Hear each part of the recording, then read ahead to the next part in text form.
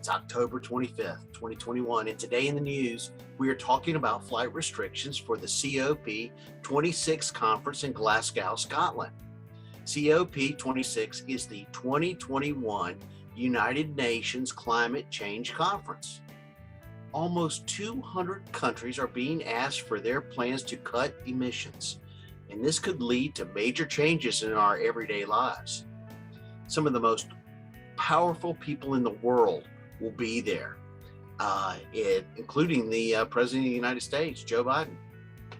Drones will be affected by temporary airspace restrictions that will be put into place to cover large areas of Scotland from October 30th through November 13th.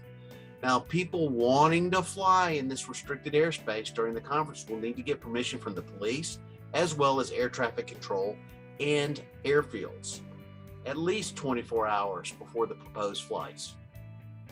If anyone has any concerns about low-flying aircraft or drone use in the restricted airspace, they should phone 999.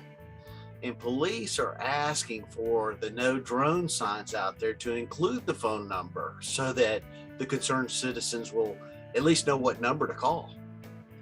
Now, the COP26 Global Climate Summit in Glasgow is going to be a crucial conference if climate change is to be brought under control.